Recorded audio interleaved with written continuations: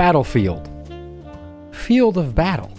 Does Battlefield 6 procure such an environment of that type? But it would appear the battle is actually going on in this area.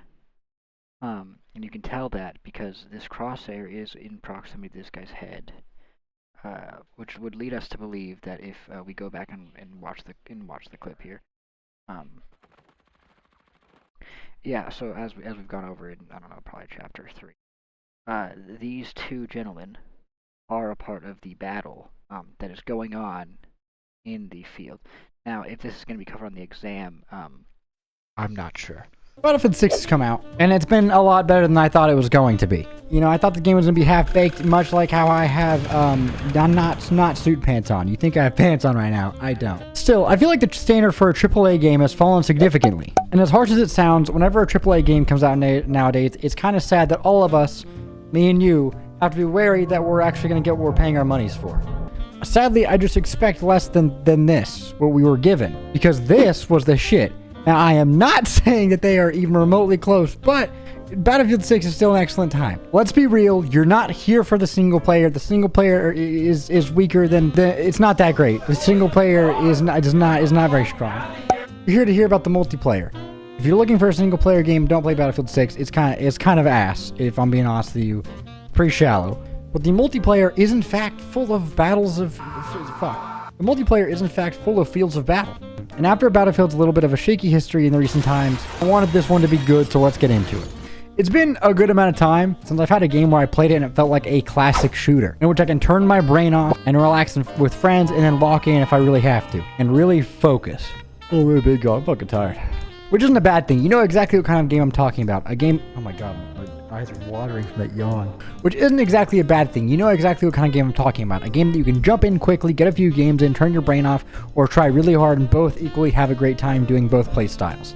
I went into Jersey Mike's and I told Mike to have his way with my sandwich.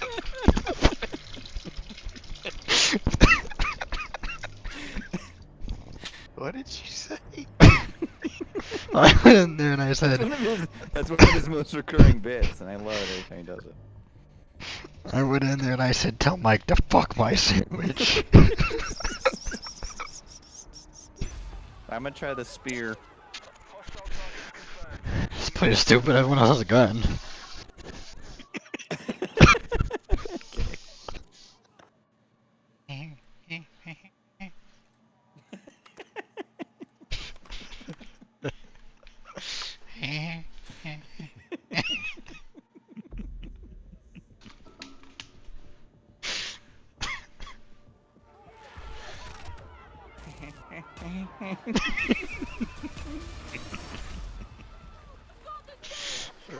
And recently, Battlefield 6 has served that spot perfectly. There would be times whenever I was playing with my brothers, and I'm so focused on trying to stop the fucking bombs from being disarmed on Rush, and hearing footsteps descend around me in squad deathmatch.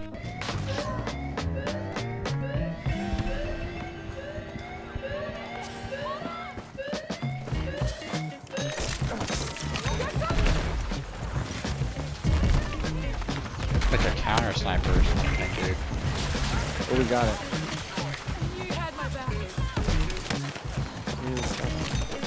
Let's go!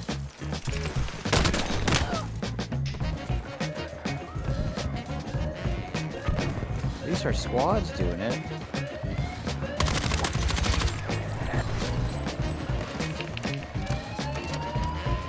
We got it.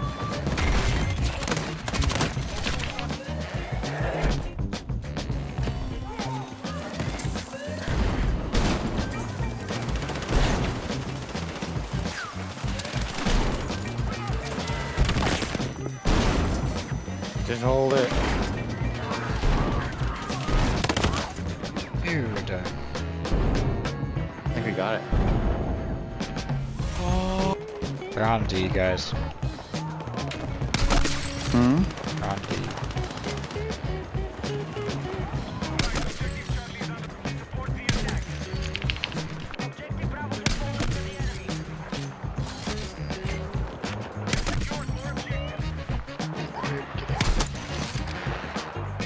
How do we get it? Yeah, no, I like it. Is it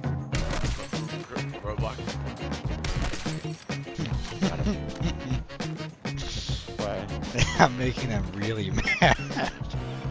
Are you sniping? Look at the scoreboard. Oh my god, you're 31-1.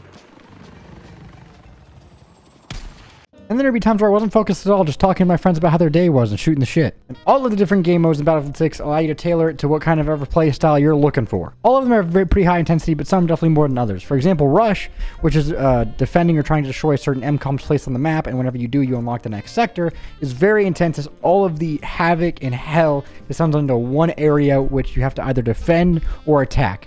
Whenever you attack it, you are trying to arm a bomb on it and not let the defending team try and disarm it while it is being counted down until it explodes. There's typically 2 MCOMs in each sector, and after you blow up both, the next sector gets unlocked, typically being 4 or 3 sectors. Conquest is controlling points for resources. Breakthrough is limited number of lives to capture an objective. And defenders hold the line, trying to make the attackers drain all of their lives while trying to take the objective to win. Escalation is teams capture points. As they expand their territory and hold more of the points, a bar will be at the top of the screen indicating each team's progress, and whenever a team reaches 100% of their bar, a point is taken away from the map and there is fewer and fewer to capture. There is squad deathmatch, which is exactly what it sounds like. Each squad is a team and they all participate in a deathmatch trying to beat the other team to a goal of 50 kills. Then there's team deathmatch, which I feel like I don't have to explain, and if I do, you probably shouldn't be watching this video. And King of the Hill, which is where you hold a point for as long as you can, gaining points. A lot of game modes for whatever mood I was in, so it was very nice playing them. And there are 4 different classes typical of Battlefield, and they're all pretty much the ones you expect: Assault, Engineer, Support, and Recon. Each class is specializing in a different weapon type and giving them different perks. Now, whenever I first saw this and I hopped in the game and I saw this little symbol by each of the weapons indicating what kind of specialization they had in each weapon type, I didn't really know what it meant, so I researched it and actually looked it up because I've been playing this game for like fucking 20 hours and still had no idea. So I'm going to break it down because I feel like even if you have played the game and you're watching this video, you might not know either. The assault class specializes in assault rifles, who would have fucking thought? And whenever you use an assault rifle as a assault class, you have faster sprint to fire times and faster switching from those weapons. Engineers specialize in submachine guns and they have better hip fire control. The recon class signature weapon is a sniper rifle and they have much less sway whenever using a sniper rifle compared to the other classes. And one of my favorites is the support because their specialization is the LMG. Whenever you sprint with the LMG, you do not get a speed penalty. Supports can full on fucking sprint with big ass guns and it's awesome. However, giving all of the different classes perks for different weapons hasn't really made that much of a difference in the gameplay meta I've seen. A lot of people will play support and use SMGs, myself included. A lot of people will play assault and use SMGs. The only one that I've really seen strictly stay to their weapon type is recon, and I think that's for obvious reasons. You only play recon if you want to snipe. The classes are all made for different purposes, and the one I felt that was most impactful and suited to my playstyle was support. And it felt like there was a lot of support players. I'm not sure if there is a unevenness in class distribution currently in the meta. For me, at least, I saw a lot of supports, but whenever I pulled the actual data from the beta, yes, I'm a huge fucking nerd. And I actually saw that most people played assault, so I thought maybe I was just going crazy. But I would like to know what class you play, and you should leave it down in the comments so I can see if there's an actual trend among players that we all just play support because we can give ourselves ammo and heal one another. Whenever I play this kind of game, I tend to be very fucking hypermobile and active because I have gamer brain and I like just doing things all the time. So if something non-stimulating is happening, I need Subway Surfers in the back or I get bored. There is nothing going on out there. So I was always active, either reviving people or killing and capturing objectives. However, I also played a fair bit of recon and assault, and holy shit, I went crazy on recon. After a while, it becomes kind of muscle memory whenever you're sniping from one area on how far to lead, and you pop off. And after you pick your class, you'll notice the map designs and gameplay. The guns feel great. The maps are sometimes odd feeling and smaller than what we're used to. I'm sure that if you have played Battlefield 4 or Battlefield 3, you're used to those huge maps.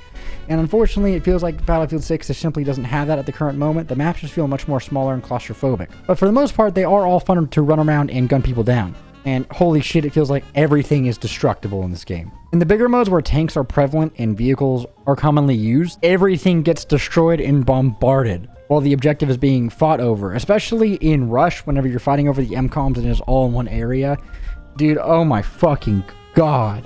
It's like hell on earth in that tiny little room wherever the MCOM is. Storming from the back.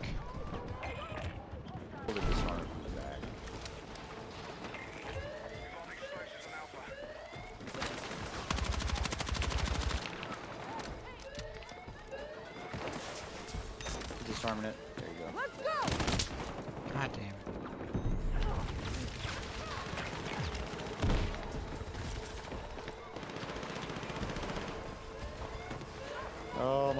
god.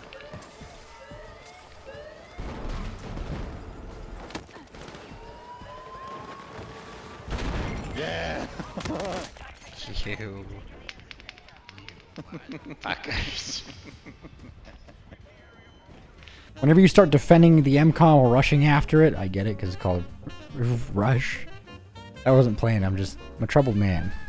Whenever you're defending the MCOM area and you start racking up those kills and the dopamine flows, I was hooked. I was back in the casino putting all of my fucking money on Black Open to hit, dude. All the dopamine went straight to my brain. Now, whenever you're playing, there are two main ways of unlocking weapons. Number one is the way that we are most commonly met with, which is XP. As you level up in the game and higher up your rank, you unlock more and more weapons. But there are some weapons, like the Cord, in which you have to unlock it by doing a challenge, like getting 200 kills with the assault rifle and doing like 10,000 damage, I think, which makes it a little bit more interesting. Whenever you unlock a weapon, the more you use it, the more mastery points you get, and the more attachments you unlock for it. This is all pretty standard stuff that we're used to. And whenever the game is flowing and it works great. I had some amazing moments with my brothers that we were just laughing our asses off and just having a wonderful time. But there will be some points where the time to kill is absolutely insane. You're being spotted in a second and just flat out laid out on your back or having a chance to realize it. However, there is a part of me that feels like complaining about time to kill in a Battlefield or Call of Duty or any game of this type is kind of dumb. The UI in the main menu is also confusing at times. I get that every company is trying to go with this modern layout of this box, and the Xbox One did it way back in the day.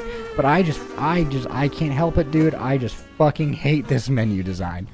This is not for me. The general flow and game-to-game experience, however, is very easy and fun whenever looking at it from the angle of a casual shooter. The story is weak and very shallow, so that shit's gotta be said. That shit's gotta be put out there. I'm generally favorable towards Battlefield 6. However, $70 is a lot to ask. So if it's me giving you my genuine opinion, which is why I feel like you're here, if I don't give my genuine fucking opinion, then what do we have? If this is your kind of game, I would honestly wait for it to go on sale.